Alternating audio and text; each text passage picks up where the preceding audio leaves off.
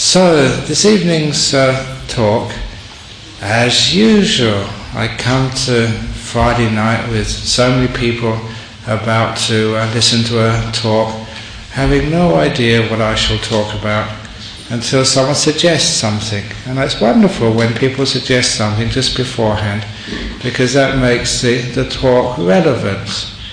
And somebody who was just coming for the first few weeks to this centre wants to know about all this chanting and the bowing and all this other sort of stuff. Number one, what am I supposed to do? And number two, why? And so today I'm going to be giving a talk on some of the rituals which we do here and why we do them. Because this is not just like a how to be a Buddhist, or how to be sort of a really good Buddhist, and just at least on the outside knowing all the rituals and stuff. Even though that sometimes I thought we could have some competitions, like a bowing competition, I was wondering. Or even, we're having our opening of our retreat centre on the 10th of April. It's my character is always just to be a little bit on the edge. And so I thought we could actually raise a bit more money for our retreat centre by we're having a procession from the monastery to the retreat centre. It's only 1 kilometre. We're all walking from one place to another. But just to raise a bit of money, we could have the monks and nuns having a race and putting bets on actually who would win. We could give some of the senior monks, because of their age, a handicap. Just get them a few tens of metres start. And I'm sure we could raise a lot of money on making a book on who would win. But the rituals of Buddhism, it's so we can understand what we're supposed to do here. But the most important thing is why we do these things. For example, why do we bow? And what's it really for? Because you see all these Buddhists bowing all the time. We're famous for our bowing. And the reason why Buddhists bow is because it exercises your tummy muscles and you don't get so fat. It didn't work for me. But it's not just exercising your tummy muscles, it's also just a way of paying respect to something. Because when you bow, your head's going down and that thing is above you. It's like, because physically it's above you, it's actually a very deep-seated feeling of respecting. What you put higher than you, higher than your own head, is an object of worship and respect. So we do a bow to the Buddha statue, or we do 3 bows sometimes. And people say, well, what do you actually bow for? What are you doing that for? It's putting yourself low, so that's high, so it's an act of respect. But you're not just respecting like a statue, because that's just a lump of metal. It's got no sort of like spirit inside watching you and making sure you behave. It's just a metal statue, that's all. But it's what it represents. And that's what you bow to. What a Buddha statue represents for you. And to me, when I bow to a Buddha statue, I remember 3 things, and I bow to each one 3 times. And those 3 things, the lady who asked it earlier, I just was a bit tired and not clear. The 3 things I bow to are virtue, first of all, peace, and sometimes compassion, sometimes wisdom. I always join those 2 together. Because if you're wise, you're kind. If you're kind, you're wise. The 2 go together. So I bow 3 times to virtue, peace, wisdom and compassion. Now why do I do that? Because when I bow first time to virtue, I'm saying I really worship. I think virtue, goodness, morality, not harming other people, not harming yourself is a really important thing in this world. So when I bow first time, I'm remembering the importance of virtuous living, kind, harmless living.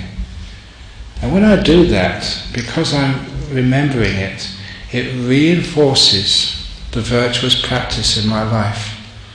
And even as a monk, sometimes you can say silly things and harm somebody or harm some animal, even if you're not really intending to, especially sometimes when it rains here.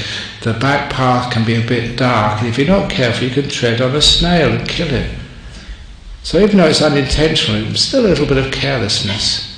So when I bow to virtue, I'm making sure that I'm going to be really careful not to harm beings in this world, and not to harm myself either by doing stupid things.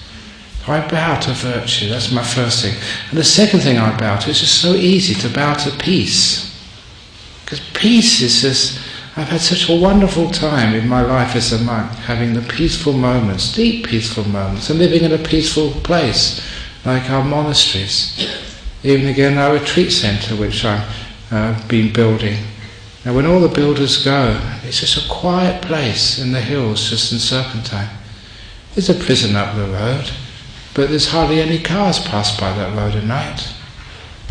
And so it's such a quiet place, and peace is number one, so beautiful. It's obviously so therapeutic. Just giving yourself moments of peace heals so much illness of the body and so much pain in the heart. And sometimes just being peaceful. Remember just the building inspector of Serpentine Jarrahdale Shire. When he retired, he was there for many years. When he retired, he came up to see me and said, I thought I'd let you know that all these years I was working as a building inspector in this council. Whenever I had stress in the office, I'd just get in my car and come to your monastery. I never told you about this. I just come and just park in the car park and just relax because the place was so peaceful. I was so happy that he wasn't a Buddhist. All he did there was to come and worship the peace of the place and use it to heal the stress of his busy job. And that's actually what we worship, peace. And we also worship this beautiful thing called compassion and wisdom.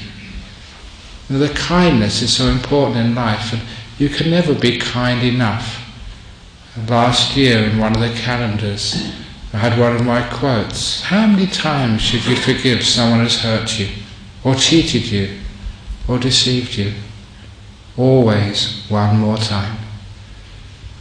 That's the kindness which is so beautiful in this life.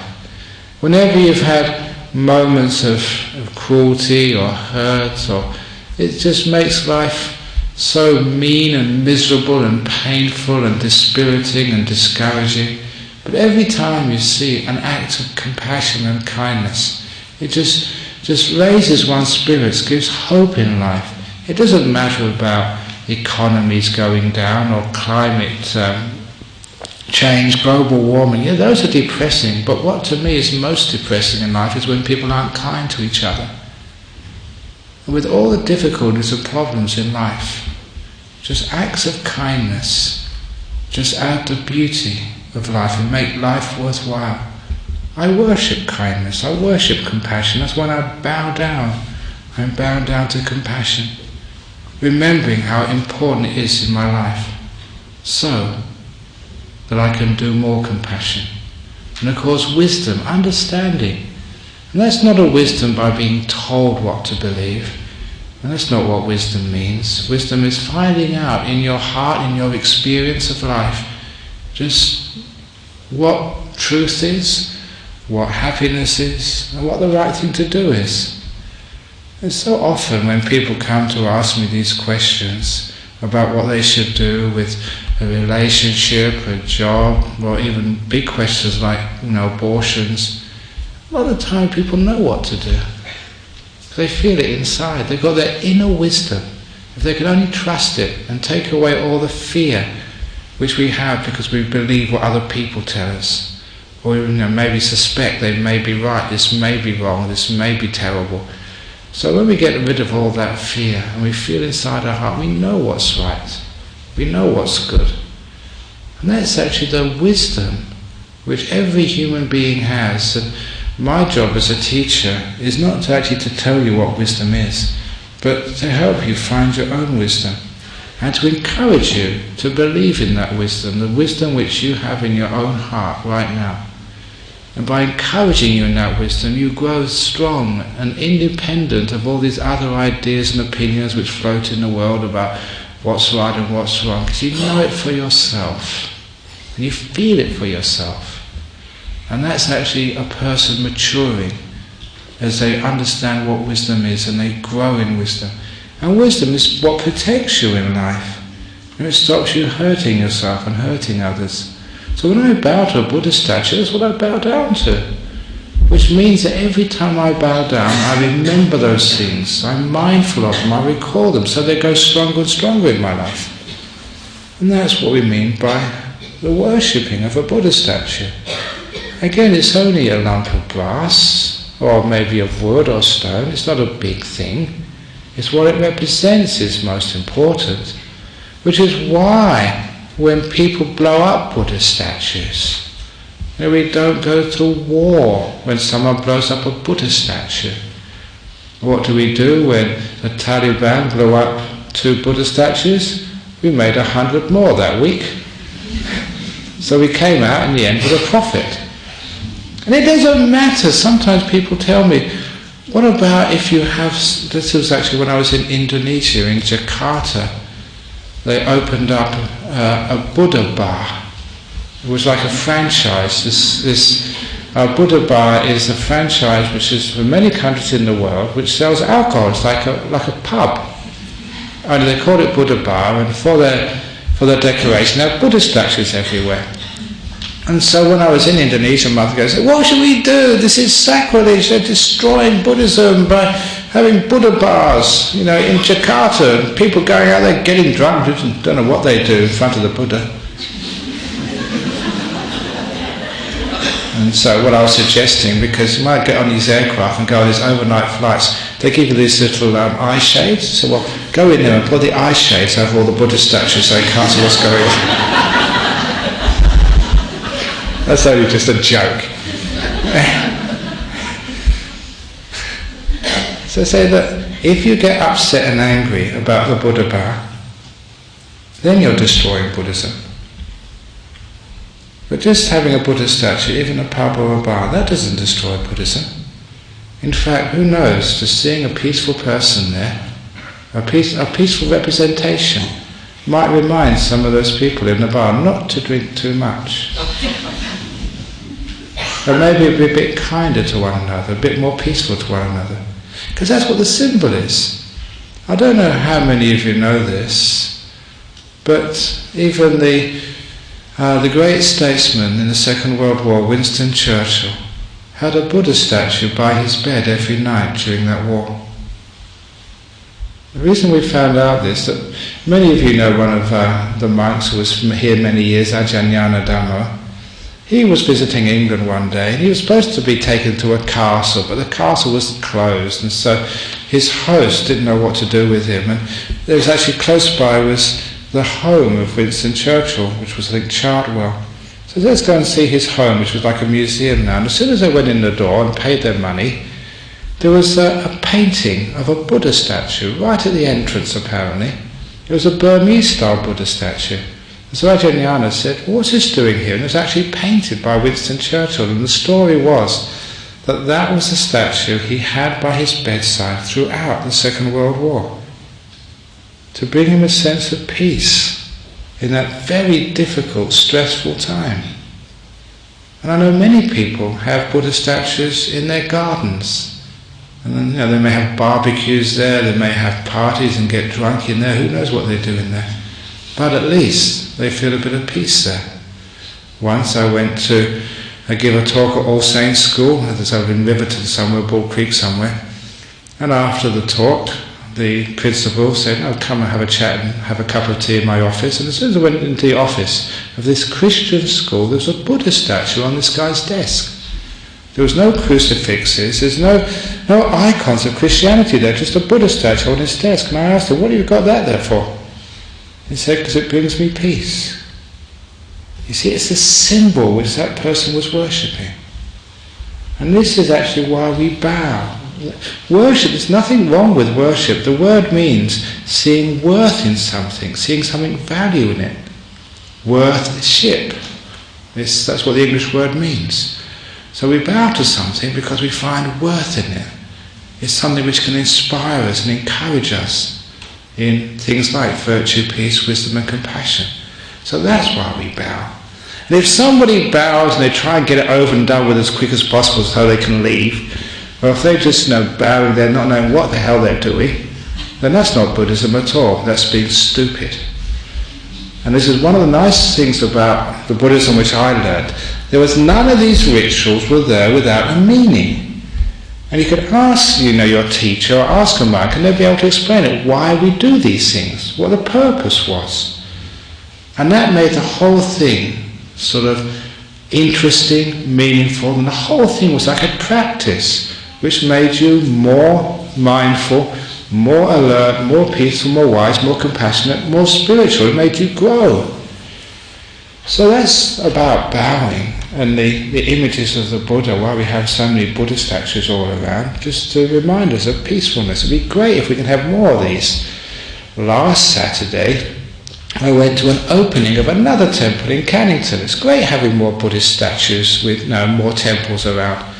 And in my talk, which I gave a little talk, I told all the politicians and mayors and stuff, because their master had a dream. It was a Hong Kong temple, and their dream was having one of his temples here in Australia, and he made it in Perth. And so I said about my dream. I had a dream a long time ago that one day in the city of Perth we'll have more Buddhist temples than pubs.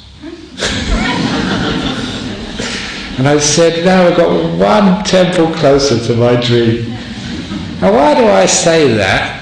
It's just so we can have more places of peace, more symbols of compassion, more places of wise virtue, not where you're forced to be virtuous, but it comes from within and just spreads out from you to other people. What a wonderful thing that would be in our city. So who knows, one day my dream may come true.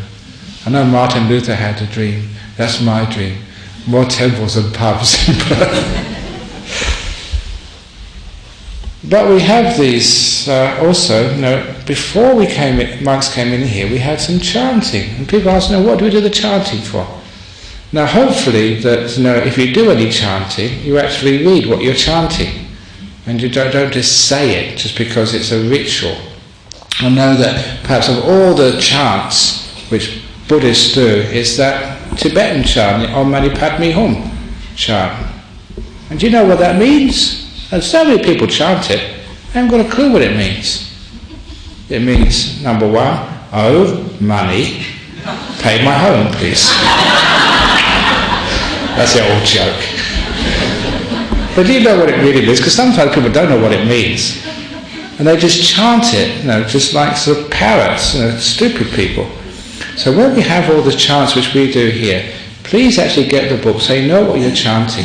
And of course some of these chants we do in English, so people understand actually what they're supposed to be chanting. And those English chants are beautiful. They have like the Metta Sutta, just like a mother loves her only child. And will sacrifice the life for that child, fathers as well. And that's how we love other people, that's how we aspire. To have this beautiful compassion. Just like you love your child, so you love your husband. Or your wife. Sometimes I wonder, this is really strange. I've noted this before. Your child, where does it come from? This being comes into your womb and out into your life. And you don't choose, maybe in a few years' time, you don't choose the gender, you don't know whether it's going to be intelligent or stupid, you don't know whether it's going to be really a good kid or a bad kid. It really is the biggest lottery of your life, having a child. And you're stuck with it forever.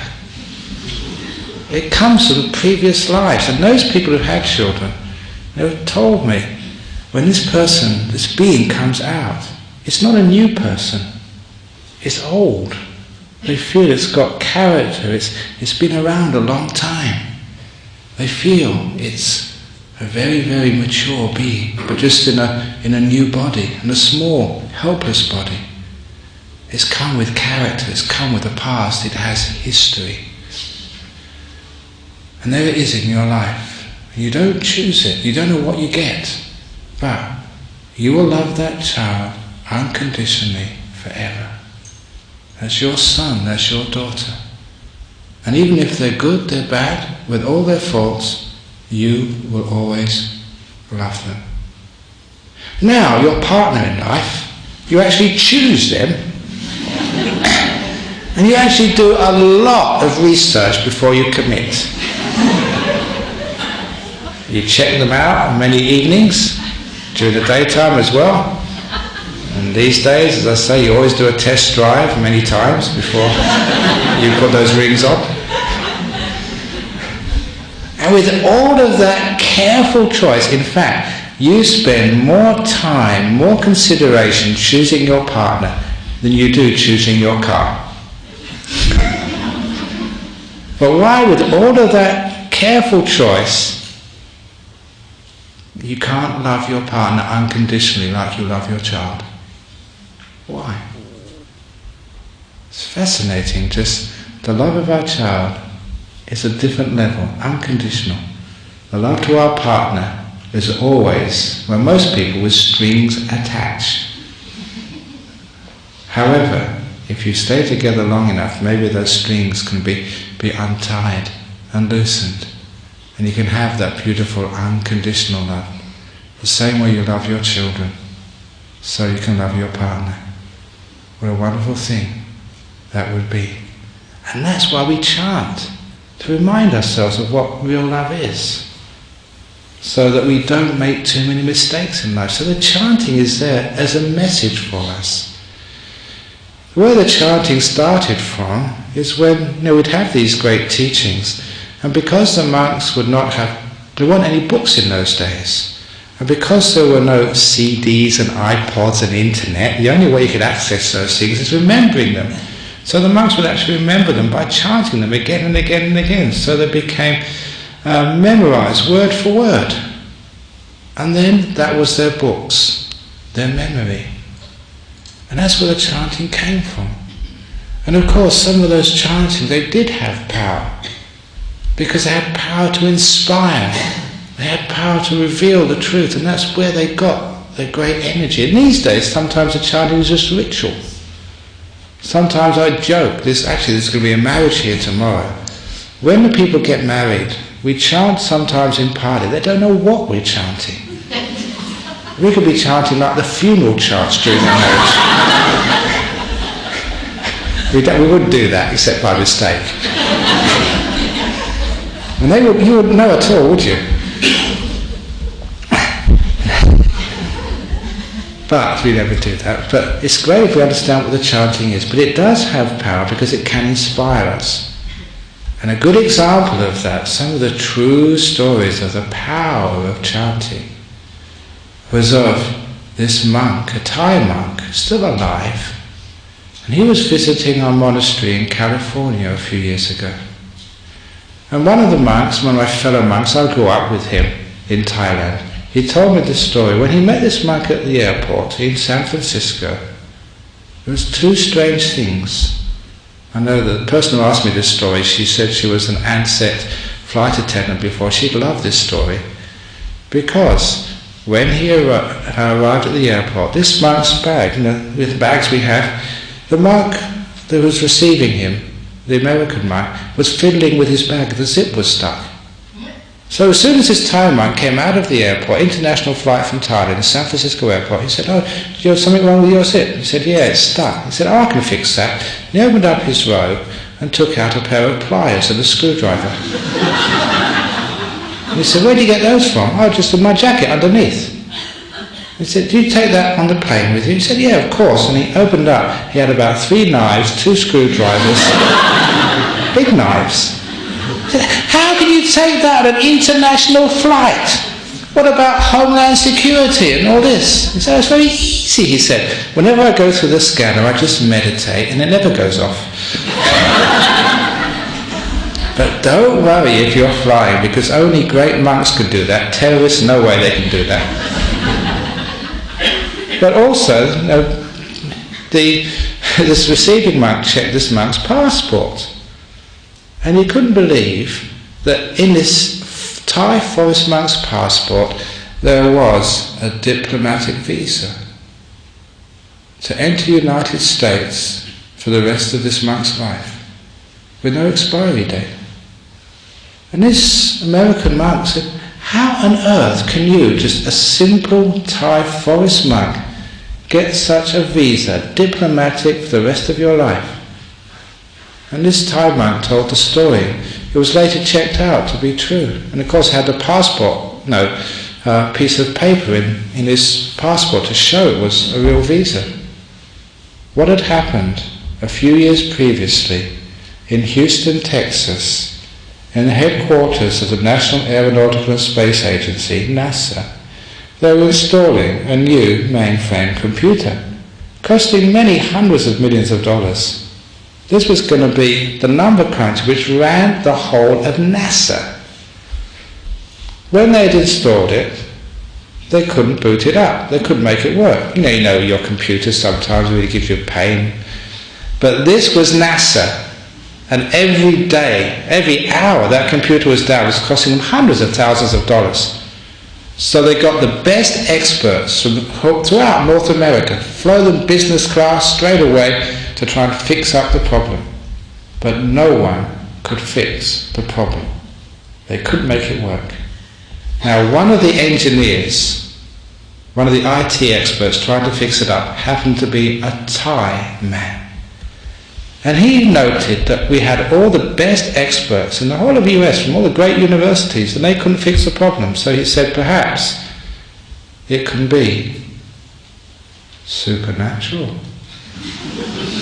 Perhaps there's something weird going on. He said, if it is, I know the very monk who could fix that, who was actually visiting the Thai temple in Houston at the time.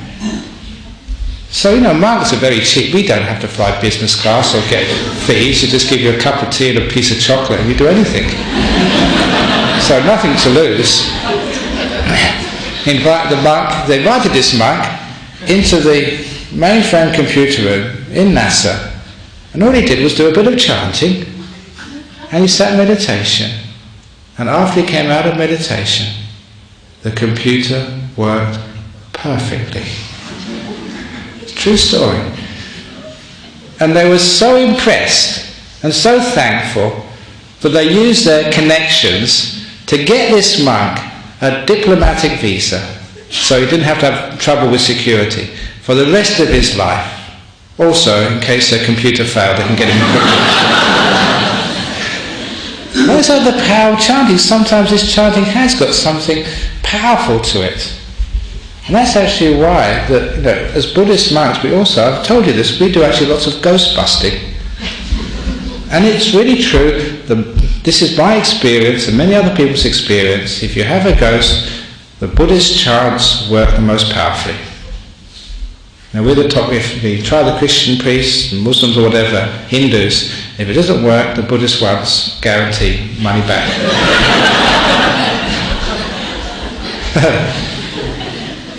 There's all this. For example, just one of the great stories of the chief priest of Malaysia, Venerable Kesri Dhammananda, who died not so long ago. And I was giving a talk at ghosts at his temple once, and he told me this great story. Is one of the neighbouring houses, I think it was a Christian person in the house. This was in Kuala Lumpur, just in brickfields, in the centre, the Indian quarter of Kuala Lumpur. And there was hauntings. Very bad ghosts in there. So he went there and did some chanting, and the ghost disappeared, never bothered the house again.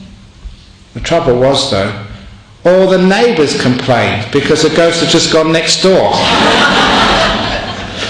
So he had to go, he said afterwards, had to go to all these houses one by one to make sure the ghost went a long way away, not just next door.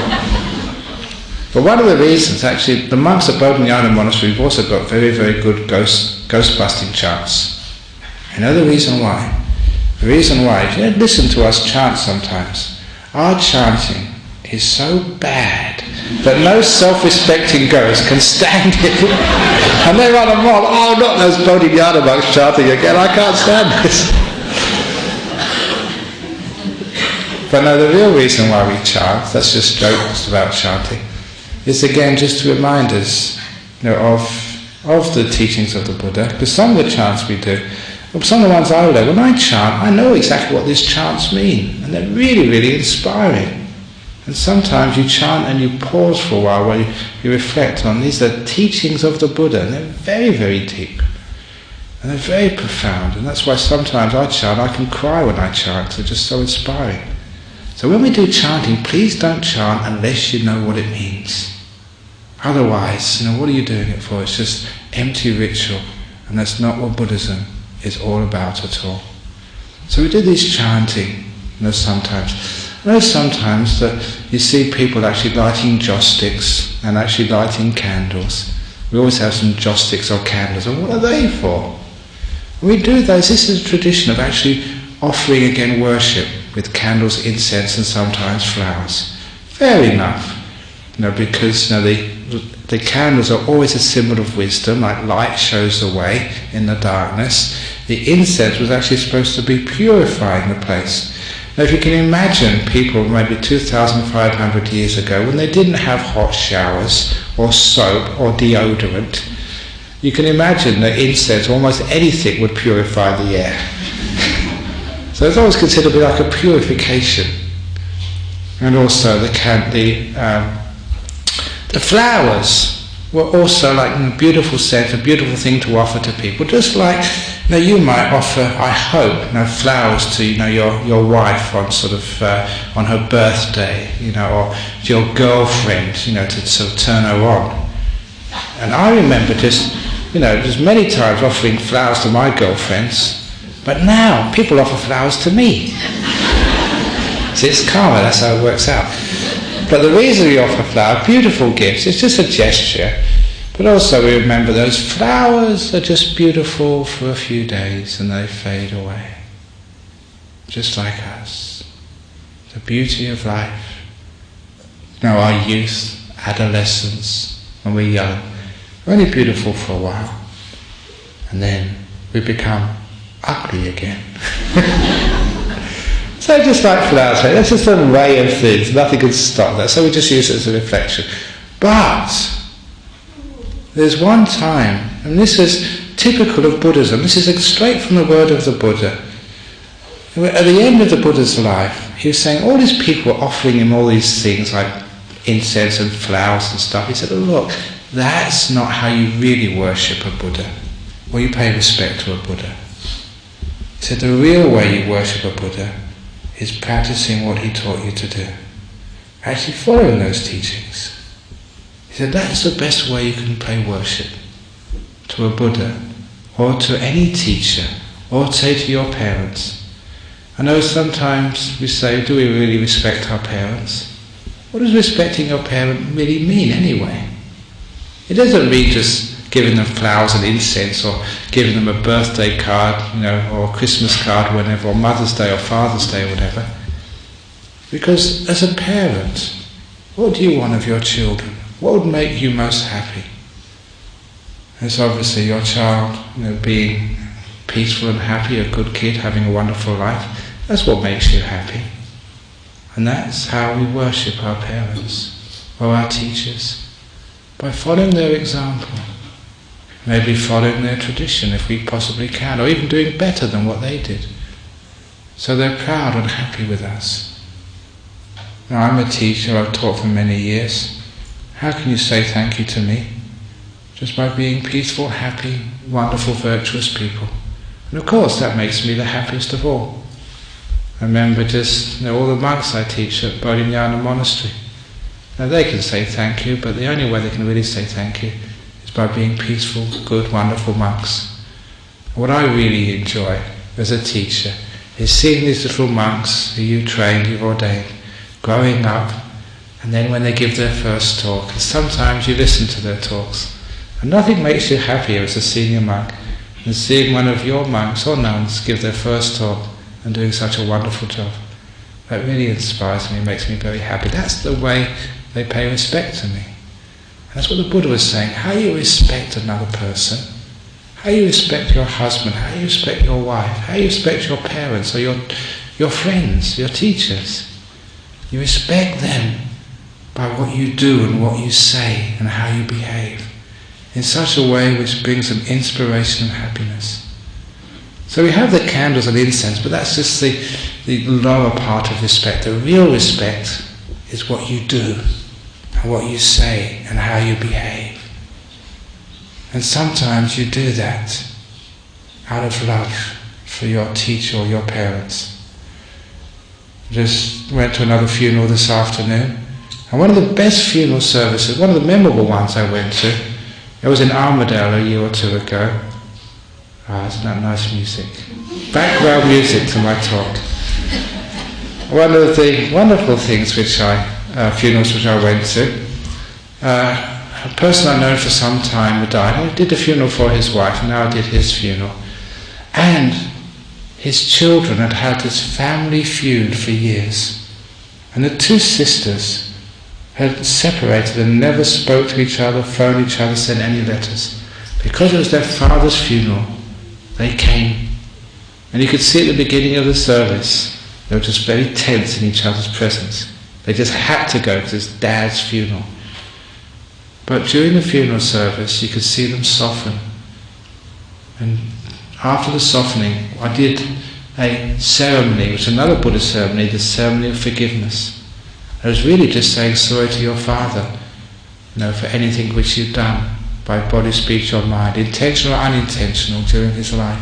We've always got some unfinished business. But it touched their hearts, both of them. And they reconciled as well. And they came together and they said, thank you for that service and thank you for bringing us together. And said, don't thank me, thank your father. Because they did that out of respect for their dad. To actually to forgive the past and let go all of that terrible things which have separated two siblings and come together again. It's a wonderful thing to be part of, having a ceremony which had a meaning and had a positive effect afterwards. And what actually is that forgiveness ceremony? This used to be so common when I was in Thailand. We used to have the Thai New Year, which is coming up soon, April 13th, 14th and 15th, which is the same as a New Year in Sri Lanka, in Burma, in Laos. It's an Indian New Year. And at those days, where I lived in the northeast of Thailand, the husband and wife would always come together that day, and one of them would give a symbolic gift to the other and say to them, "Oh darling, if there's anything I've done in the past 12 months, by body, by speech or mind, a physical act or bad speech or even a thought which has hurt or offended you, caused you pain, I sincerely ask your forgiveness. If there's something I didn't do which I should have done, intentional or unintentional, I ask your forgiveness." And the partner forgives and says, "Now, if there's anything which I have done by body, speech and mind, or I didn't do, which I should have done, intentional or unintentional, which has hurt you or caused you pain, I ask your forgiveness too." And they do it with sincerity. And you always give forgiveness when it's requested. It's a beautiful ceremony which means at the end of every year we wipe the slate clean with all these stupid, silly things which we do, which we can keep too long inside of us to the point where it eats at our happiness and even at our health. And that was done once a year. And I've seen it even in monasteries, especially. I remember once seeing these two young monks having a fierce argument with each other. And I noticed the abbot never intervened. He let them go for it. And they were shouting at each other. And then the abbot said, "Okay, enough. Now ask forgiveness of each other." And they did it. It was beautiful. Okay, they could let out steam. Just express some terrible thing which they felt about each other. Okay, now stop. And the two of them just asked forgiveness of one another. And it was done, it was real. They did actually say sorry, and they meant it. And so they went away afterwards as friends. That forgiveness is very, very powerful, especially if you understand how powerful it is and do it with 100% truthfulness, with sincerity. It works. Just like many people, I just went to a talk last Tuesday in Curtin University, Kevin Rudd's Sorry. It moved a lot of people, simply because it had a ring of sincerity about it.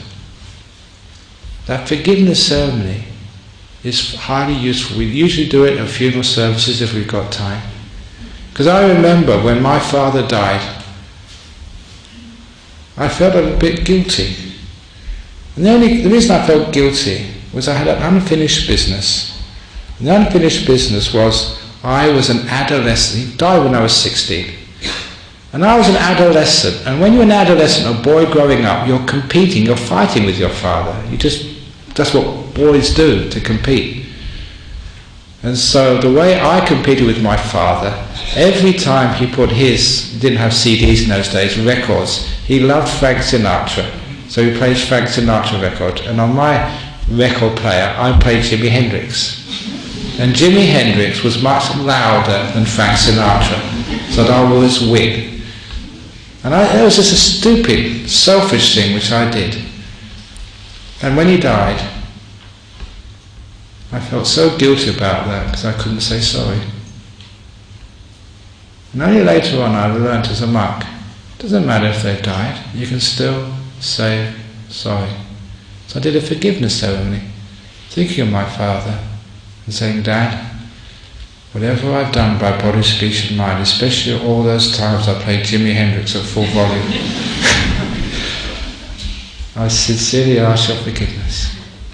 And I can imagine what my father would say. Of course, it doesn't matter, I understood what you were up to. It didn't matter. And the whole guilt disappeared. We've done that forgiveness ceremony. We say girls have had abortions. Because sometimes there's a lot of pain left. And so you can come to this temple here if you like, maybe when no one's around, and just bow to the Buddha statue, to virtue, to peace, wisdom, compassion. There's nothing terribly wrong with that. It's just what we make of it. And sometimes the forgiveness ceremony just lessens all of that. It abandons it, it lets it go. And that's why we do ceremonies and rituals. Because it makes the event much more powerful. It's okay to say let go, okay to say I forgive. But if you make a ceremony out of it, it's more effective and powerful. Same like marriage. Yeah, you can just say, okay, I'm going to live with you. But going through a ceremony in front of all your friends and relations makes it far more powerful. So that's some of the other ceremonies we do. We marriages as well. There's a marriage here tomorrow afternoon. If you want to see a Buddhist marriage, come tomorrow afternoon if you wish. And you'll find one of the things you see in a Buddhist marriage is we have holy water. And we have holy water. It didn't start with Christianity. We started many of these things in Buddhism, but we forgot to get the patent before they were stolen. But it's a strange thing with holy water. I usually only use it just on big occasions like the Wesak ceremony or New Year's ceremony. If you come here, see me sprinkling holy water over everybody. But an interesting thing about holy water, and I couldn't believe this, when I first found out, because I go travelling a lot. Actually one day I actually read, the form of, what you're allowed to bring into Australia and what you're not allowed to bring in. And sometimes we don't even read that, but I read it one day and I couldn't believe. One of the things you are not allowed to bring into this country from overseas is holy water. It's true. You go and check someone who works in customs. You can't bring holy water into Australia. And I can understand why. Until somebody told me this story. I'm not sure if this is the real reason, but it could explain it. Because there was this guy coming into Perth Airport a few years ago. And this was when they weren't checking, when they actually did have a green channel. They don't have a green channel anymore. But anyway, he went through the green channel, and the customs agents always checks a few people, just on random. He was one of the ones who got checked. So they opened his suitcases, reached underneath his jumpers and shirts, and under the bottom of his suitcase, 2 bottles of whiskey, which he didn't declare. So the customs man said, "Sir, what's this?" And thinking quickly, he said, "Look, I'm a Catholic.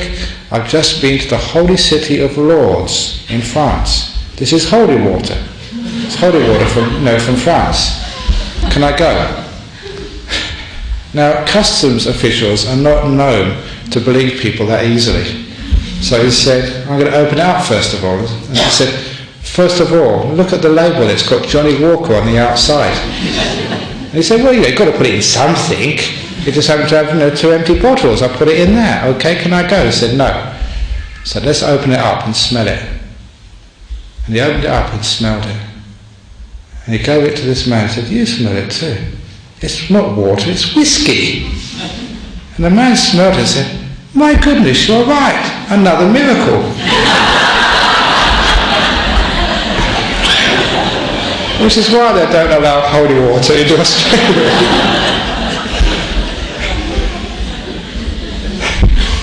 Well, we do sprinkle holy water on people, and one of the reasons I do it, especially in a marriage, and Dennis knows this because he's a marriage celibate, is, you've seen people getting married and the husband comes in a nice suit and the women comes usually wearing white. It's actually another interesting thing. You know why a woman wears white at her wedding?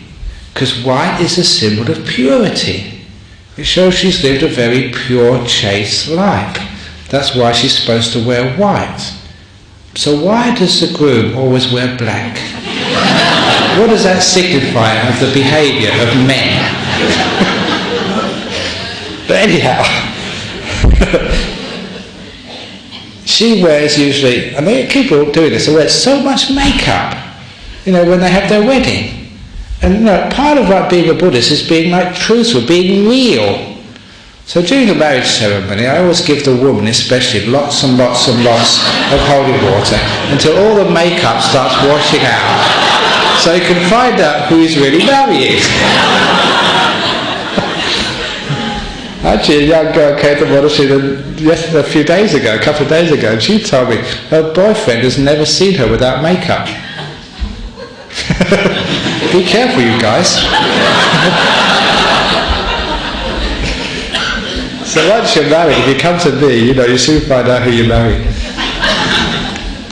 But we do this holy water, but I make sure when we do holy water, blessings, and I explain why. And I say the holy water has got 4 symbols to it. First of all, the holy water is pure. You use water to wash your clothes, to wash your dishes, to wash your body. So it has a symbol of cleanness, purity. So I say that this symbolises the purity of your commitment and vows together. And it's like a symbol of virtue, clean living. Number 2, water is always cool. That's why in the hot weather we go to the swimming pool, we go to the beach, or to have a cool shower to cool off. So it's also a symbol of being very cool, so you don't get angry at each other. So that's why I sprinkle you to cool you down. And I say, if that husband, if he ever gets really cranky, just put a few drops of water on him. If he gets really mad, pour the whole bottle over him. Cool him down a bit. Same with her.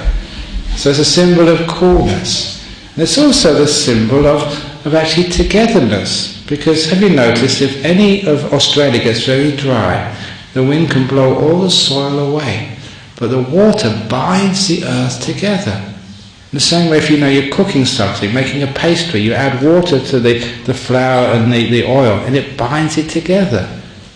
Symbolically, water has always been like a binding agent. It's a symbol of harmony and togetherness. So lastly, obviously, the water is a symbol of prosperity. Because with water, we have the crops, the trees, the flowers, the plants all grow. So water has those 4 symbols. The sort of the purity, coolness, harmony, and prosperity. So I'm just reminding you of those things when we have the holy water, and that's why we do these things.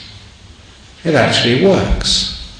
Actually, I'm just remembering when I went to that ceremony last Saturday, I also told the politicians there, because they had the politicians from the local community of Canning there.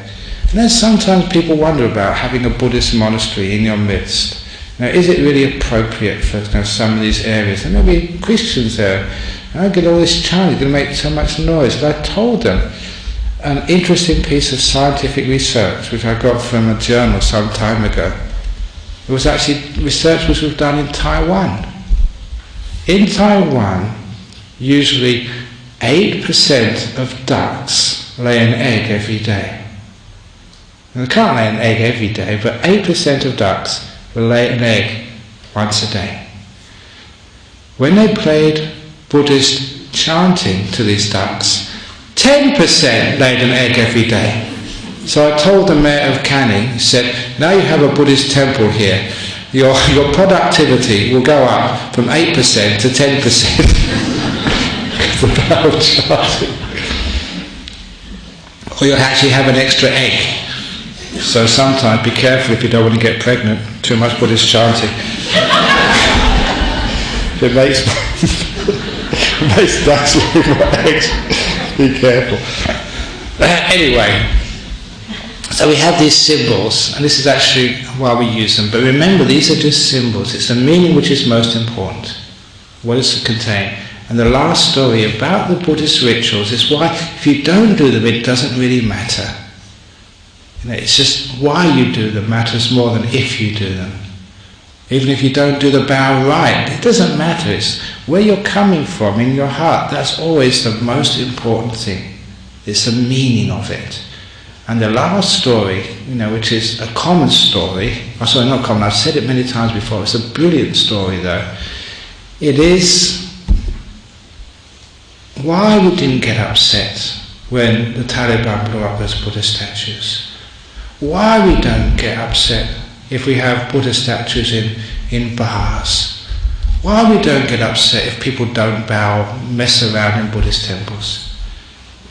And it was a story when, a few years ago, in the newspapers, they were recording that a US soldier in Guantanamo Bay had been accused of flushing a copy of the Quran down the toilet. And because it was such big news throughout the whole world, I don't know if it was the West Australian or the Australian newspaper, but somebody rang me at the monastery and they said they were doing a story about this event, and they were asking the leaders of all religions in Australia the same question. He was asking me, Ajahn Brahm, as a Buddhist, what would you do if someone flushed a Buddhist holy book down the toilet? Would we protest? Would we have a demonstration? Would we be outside of Parliament with our placards and death to the people who flushed a Buddhist holy book down the toilet? Of course not. Well, I replied, I said, sir, if somebody flushed a Buddhist holy book down my toilet, I would call a plumber. That took the journalists aback. Well, I didn't see why no one else thought of that. Because you have to use the toilet afterwards. We're very practical as Buddhist monks. So that's what I would do. But then I got serious and I said, sir, you can flush as many Buddhist holy books as you like down the toilet. You could actually blow up as many Buddha statues as you want. You can burn the temples and you can kill the monks and the nuns. But I will never allow you to destroy Buddhism. I will never allow you to destroy peace, forgiveness, harmlessness, compassion. I said, I'll never allow you to flush that down the toilet. And I made this wonderful distinction between what I call the container and the contents. The Buddha statue, the temple, the books, the monks, the nuns, they're containers. It's what they represent, what's inside of them, the contents, the virtue, the peace, the compassion, the wisdom. That is what's really important. And that is what is behind all the rituals, all the ceremonies, all the bowing, all the chanting, all the everything else we do. It's the contents, not the container. It's not the books, but what's inside of them. What do those books say? To love the neighbour as thyself, thou shalt not kill, to be kind, to forgive, to be merciful, to be gentle. So that's what we really remember whenever we do any ceremony. The contents. So if anybody ever, and if you're a devout Buddhist and they tell jokes about Buddhism and they try to upset you, remember, if you get angry, then they've destroyed Buddhism. But if you remember peace, forgiveness, kindness, gentleness, then they never destroy the contents which are most important. And all the rituals and all the ceremonies and everything else we do in this temple, our monasteries, we always remember the contents. So you can bow in weird ways, and I will never excommunicate you, but I'll say, wow, you've made my day. I've never seen anyone bow like that ever before. Thank you so much. That was maybe laugh so much. Or whatever you do. So it's why you do it, where it's coming from. That's what's important. And if you understand that, you understand the source of all the rituals of Buddhism. It's what encourages virtue, what encourages peace, what encourages wisdom and compassion, what makes people grow, live more in peace, harmony, and togetherness and prosperity. That's the meaning of all these rituals. So I've already run out of time, should go longer, but that gives you an understanding of some of the rituals we do here, but most importantly, why they're done. So thank you for listening. Very good. So that's also why you put your hand up. Just a matter of respect. But why did you do that? So you do it beautifully with a sense of respect. Okay, so has anyone got any comments or questions about this evening's talk, about some of the rituals of Buddhism and why we do it, and more importantly, sort of where it comes from inside? Yes? Ajahn, you have to receive forgiveness before you can give it. Many people have lots of turmoil and difficulties because they cannot give themselves forgiveness. Yeah. You need to get it from someone else or have it modelled for you before you get it all for you. Sort of pull it out of the ether somewhere. Yeah, it is true that sometimes it's difficult for people to forgive themselves, let alone forgive other people.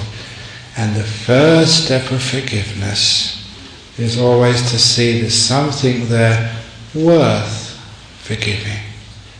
You're not all bad. There's a tiny little piece of you worth saving. A little itsy bitsy piece of you which is good and kind and wonderful and joyful. And then once you start to see that, you see it's not itsy bitsy anymore, it's huge. Amazing. There's a story in my book about the 2 bad bricks in the wall. The reason why that's the first story there was because it is very deep and very powerful. Why is it? When I made a wall in Serpentine Monastery, 2 bricks were wrong. And I wanted to destroy that wall because of those 2 bad bricks. I couldn't get them out of my mind. Every time I saw the wall, it was those 2 faulty bricks. It was only 3 months later, I'm just telling it quickly, when I was with somebody, they said, look at that wall, what a beautiful wall. And I said, are you blind? Can't you see those 2 bad bricks? I said, yes, but I can also see the 998 good bricks as well. It was the first time I could see anything other than my faults. And I realised the fellow was right, it was a good wall. I don't know how many people are like that. You had a difficult thing in your life, done 1 or 2 bad things, and that's all you see, the 2 bad bricks in your life. And what happens next? You want to destroy the wall. You just need somebody to say, there's other bricks in your wall. You're more than those mistakes. If you see the whole picture, you realise you are worth saving. You're worth something. And that means you can forgive. Allow those 2 bad bricks to be. So forgiveness starts when you realise there's something worthy of forgiving. No matter who your worst enemy is, whoever that worst enemy is, if you can see something in him which is beautiful and good, or her which is really respectful, was wonderful, then you can forgive. Once you see something worth forgiving, something other than the 2 or 3 bad bricks. And some people ask me, well, what happens if you've got 998 bad bricks in that wall, only 2 good ones? So that's still worth forgiving. You can get in the Guinness Book of Records for that, the worst wall in the world. But 2 bad bricks is enough. Or sorry, 2 good bricks is enough to forgive. I'll work on that. So it's this great psychology in why we can't forgive. You need to see something worthy of forgiving first of all, and then the rest is easy. And then you're free. You don't have this terrible pain inside of yourself about thinking you're not worthy, there's something wrong with you, or this anger and resentment at other people. That kills you, that tortures you. And you don't have to do it. It's free, it's liberating. That's why we do forgiveness ceremonies, to try and encourage that. Any other question before we finish off?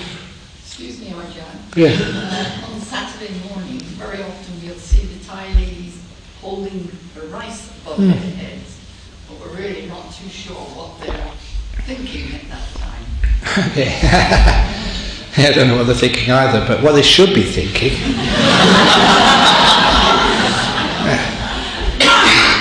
is that it's this beautiful food, and they're going to offer it to the sangha of monks or nuns.